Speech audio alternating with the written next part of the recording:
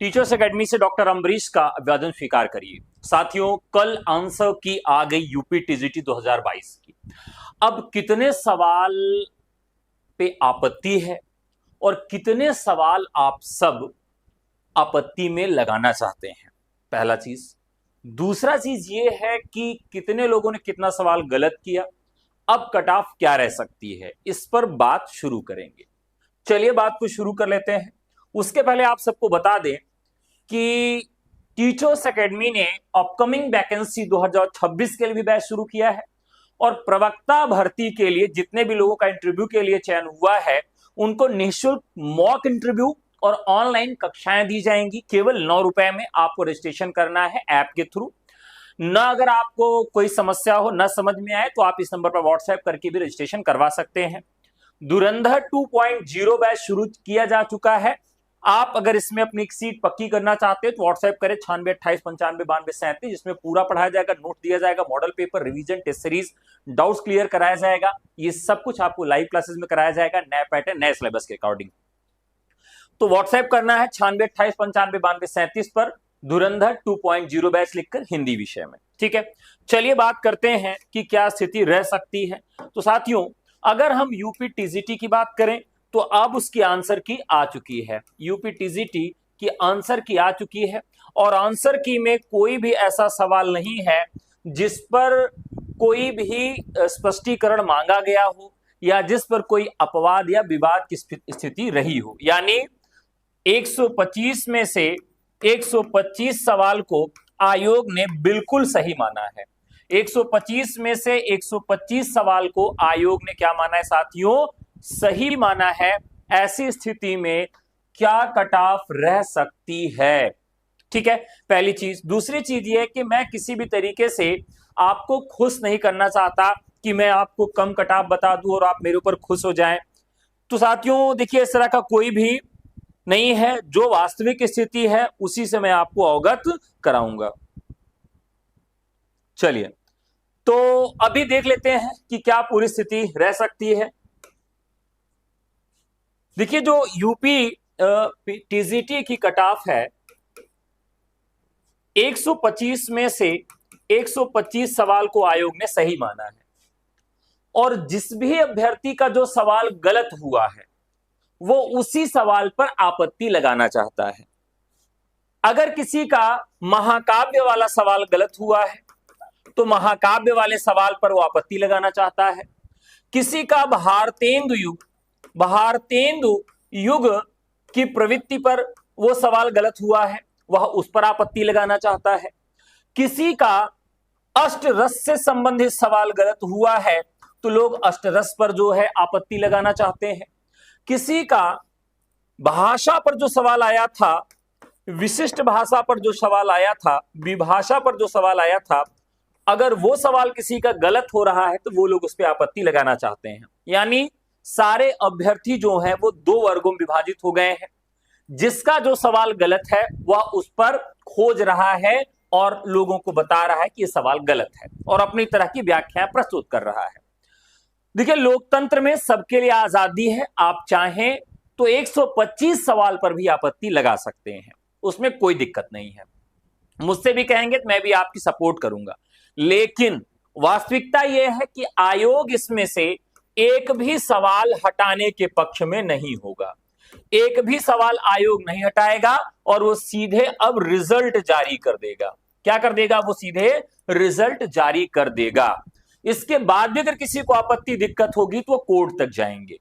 आयोग सारा काम बहुत जल्दी जल्दी करवा देगा। वो किसी भी तरीके से यह पक्ष में नहीं है कि वो किसी ऑब्जेक्शन को आपके एक्सेप्ट करे। लेकिन हमें क्या करना है कि एक्सेप्ट करे या ना करे, यदि हमको लगता है तो हमें आपत्ति दर्ज करवानी चाहिए। ठीक है,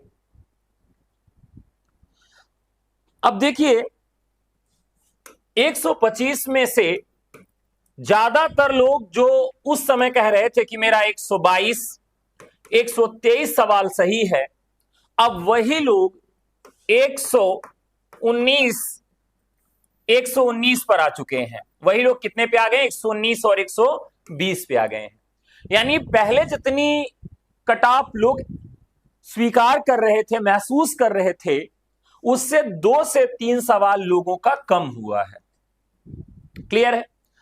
अब आपको हम बताएं सबसे ज्यादा भीड़ कहां मिल रही है।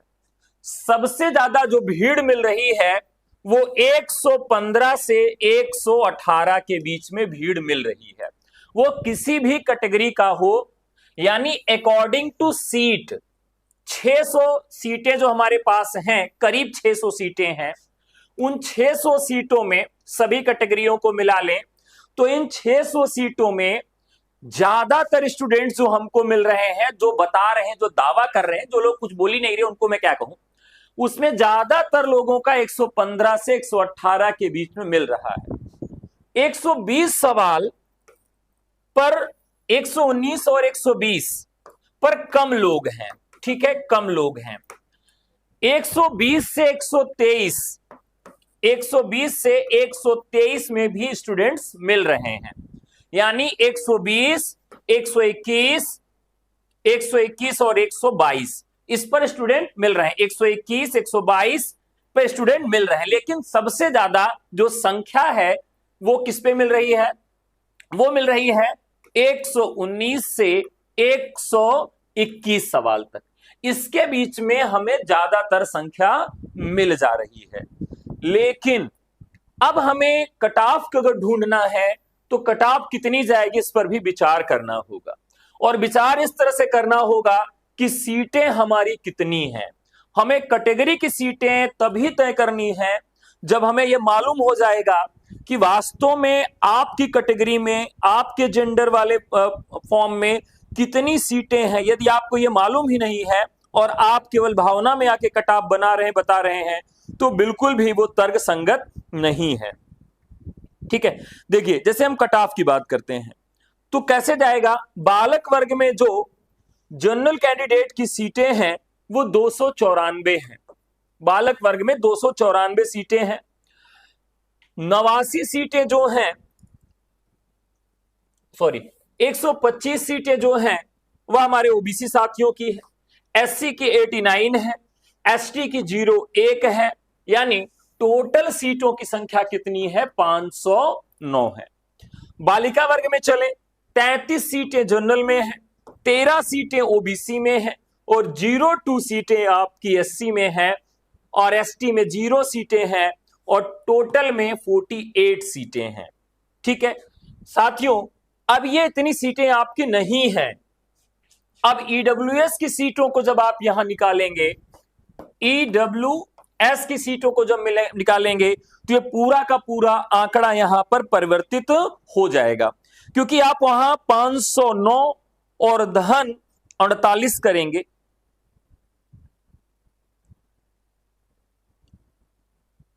ठीक है, 509 और 48 करेंगे तो कितना हो जाएगा? 509 48 करेंगे तो आपको मिलेगा 557। ठीक है, अब इसके बाद इसका 10% कर देंगे। ठीक है, यानी लगभग 55 के करीब सीटें हमको ईडब्ल्यूएस से मिल रही हैं। यानी टोटल अब सीटों की संख्या जो आपकी 557 थी वो कितनी हो जा रही है? लगभग 500 हो जा रही है। समझ रहे हैं आप? यानी ये सारी कैटेगरी में ओबीसी, एसटी, जनरल जितना भी आपका फॉर्मूला है, सब में अब सीटों की संख्या बेहद कम हो जा रही है। ठीक है, अब इसमें एक बड़ा सवाल उठता है कि 500 के करीब सीटें किसके लिए हैं? जनरल कैंडिडेट के लिए हैं, ओबीसी के लिए हैं, एससी के लिए हैं, एसटी के लिए हैं। तो ये सीटें अब किसके लिए बच रही हैं? 500। और ईडब्ल्यूएस की कितनी सीटें बच रही हैं? 55 सीटें मिल रही हैं। ठीक है, इससे आप सब सहमत हैं? अब कट ऑफ की बात करेंगे। क्या करेंगे? इस पर बात करेंगे। अब कट ऑफ की बात करेंगे। ठीक है साथियों, यदि आप धुरंधर बैच से जुड़ना चाहते हैं, किस बैच से जुड़ना चाहते हैं? धुरंधर बैच से। धुरंधर बैच जो है 2.0 जो बैच है वो शुरू हो चुका है, जिसमें पूरा पढ़ाया जाएगा, नोट्स दिया जाएगा, टेस्ट सीरीज, डाउट्स क्लियर करवाए जाएंगे, अपकमिंग 2026 के पैटर्न और सिलेबस पर पढ़ाया जाएगा। मैं आपको पढ़ाऊंगा कैसे जुड़ना है। व्हाट्सएप करके नंबर क्या है 9628959237।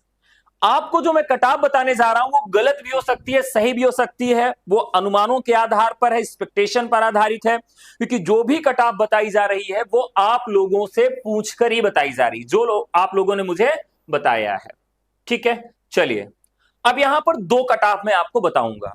पहली कटाव तो मैं आपको वो बताऊंगा जिसमें स्टूडेंट्स जो है ये माने कि कोई चेंज नहीं होगा, यानी कोई प्रश्न नहीं बदलेगा।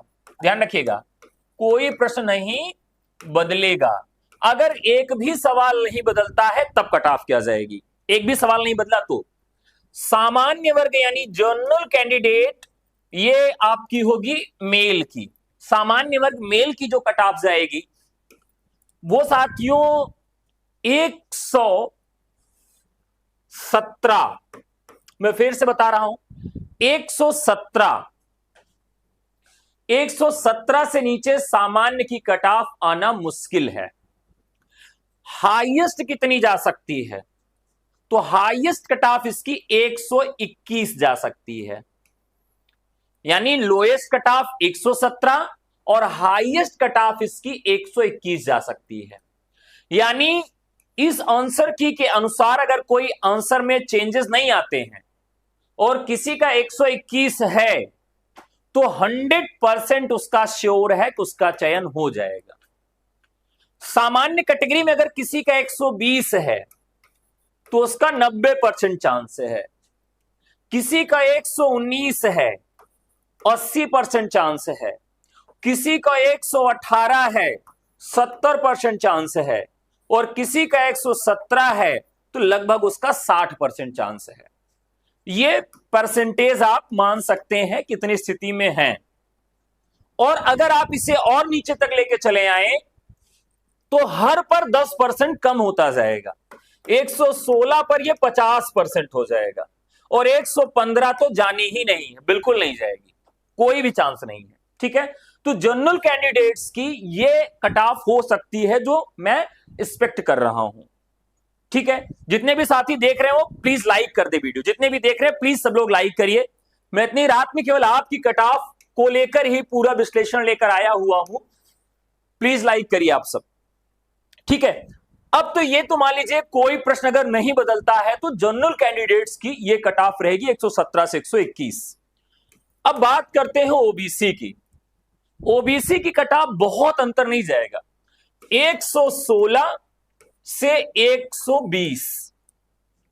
यानी अगर कोई ओबीसी साथी 120 किया हुआ है तो उसका 100% श्योर है, 119 कोई किया है तो उसका 90% श्योर है, 118 किया है तो 80% श्योर है, 117 किया है तो उसका 70% श्योर है और 116 किया है तो 60% उसका श्योर है।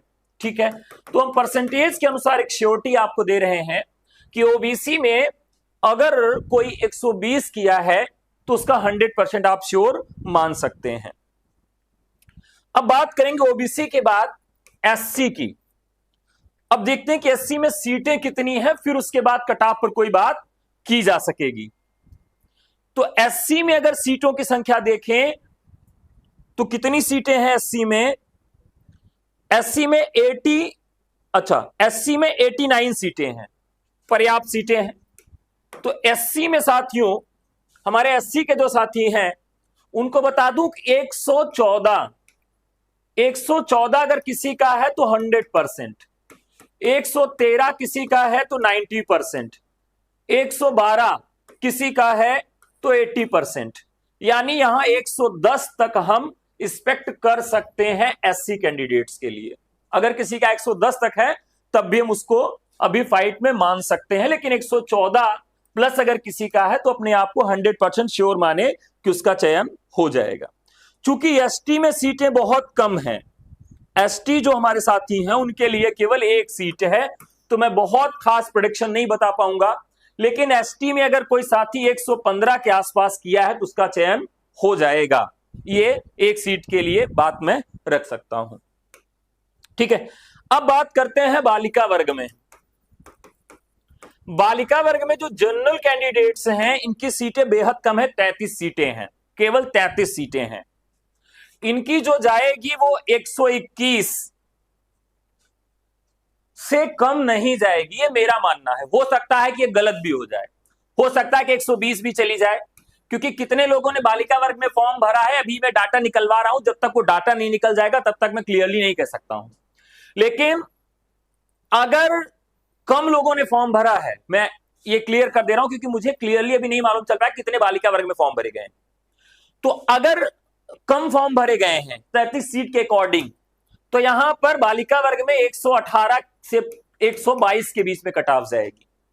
और अगर ज्यादा लोगों ने फॉर्म भरा है तो साथियों 120 से 122 के, मतलब 120 के नीचे तो जनरल की कट ऑफ आएगी ही नहीं बालिका वर्ग में किसी हाल में।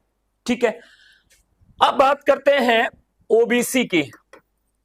ओबीसी में अच्छा, इसमें भी अगर आप प्रायता निकालें तो 10% की प्रायरिटी निकलेगी, यानी 118 से 122 वाले अपने 100, अब इसमें 120 प्लस अगर किसी का है तो वो 100% श्योर मान ले। अगर कोई 119 है तो उसके लिए यहां 80% चांस रहेगा, और 118 किसी का है तो वो 60% चांस रहेगा, क्योंकि यहां सीटें कम है तो एक एक नंबर पर परसेंटेज आपका कम होता जाएगा बालिका में अगर किसी ने फॉर्म भरा है। जनरल कैंडिडेट्स में ओबीसी की बात कर लें, ओबीसी में साथियों ओबीसी की कटाव में बहुत खास अंतर नहीं रहेगा, सीटें केवल 13 हैं, तो ओबीसी में भी हो सकता है कि महिला वर्ग की बराबर ही रहे, तो यानी यहां पर भी आपका ओबीसी में 19 से लेकर 119 से लेकर 121 तक जा सकती है। ठीक है, ये ओबीसी में कट ऑफ इनकी हो सकती है।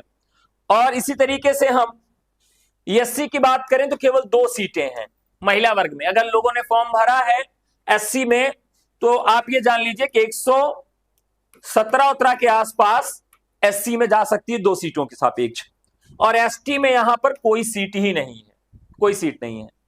अब बात करते हैं जो पीएच कैंडिडेट्स हैं। पीएच कैंडिडेट्स साथियों एक चीज जान लीजिए कि ओबीसी के आसपास इनकी कट ऑफ रहेगी, ओबीसी से एक सवाल प्लस या एक सवाल माइनस, एक सवाल प्लस या एक सवाल माइनस रहेगी, ओबीसी के आसपास ही कट ऑफ पीएच की बनती है।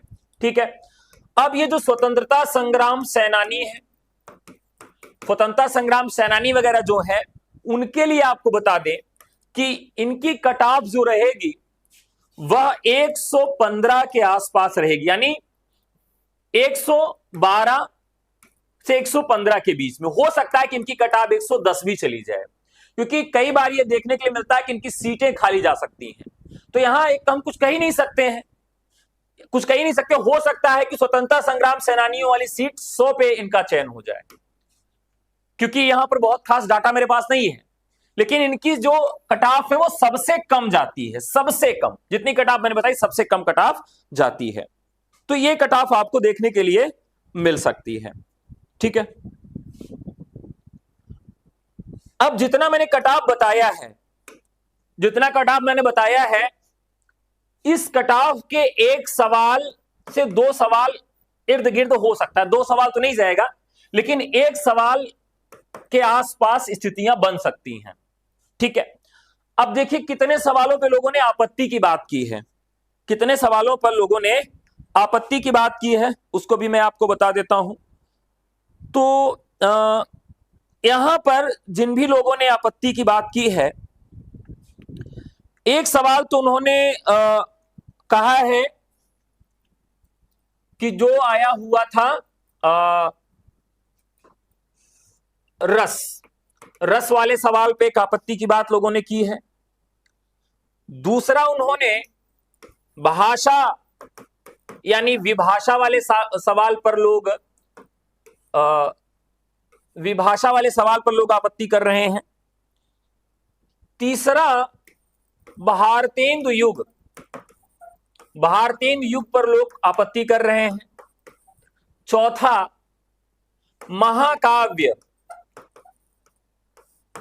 महाकाव्य की परिभाषा को लेकर जो विवाद है उस पर भी लोग आपत्ति कर रहे हैं। कामायनी कामायनी को आख्यान काव्य को लेकर भी लोग यहां पर कह रहे हैं कि सर इसमें भी प्रॉब्लम है। इसके अलावा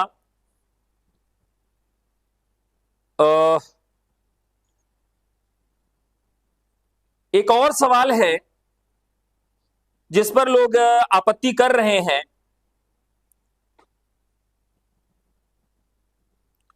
चलिए, आप लोग भी बता सकते हैं कि और किस पे आपत्ति की जा रही है। अभी तक तो मेरे पास यही आया है। एक मैंने पोस्ट डाली थी जिसमें भी लोगों ने कमेंट किया है, तो वो मैं कमेंट आप सबको बता देता हूं कि जिन लोगों ने कमेंट्स किए थे उनको बता देता हूं कि कौन कौन से सवाल को लेकर आपत्ति आप लोगों के द्वारा दर्ज कराई जा रही। लेकिन मुझे यह लग रहा है कि आयोग इनमें से किसी भी आपत्ति को एक्सेप्ट नहीं करेगा, इवन एक भी आपत्ति पर वो एग्री नहीं होगा।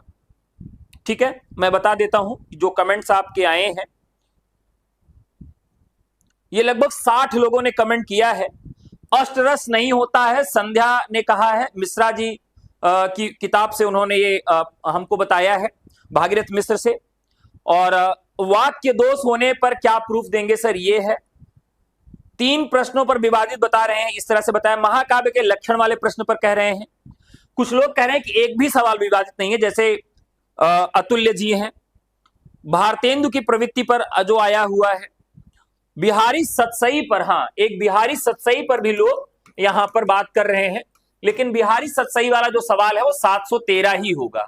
वहां किसी विद्वान के अनुसार नहीं पूछा गया है, समान रूप से 713, लेकिन वो सवाल सही है। लगभग सारे सवाल सही हैं, लेकिन जो लोग कह रहे हैं मैं उसको बता रहा हूं।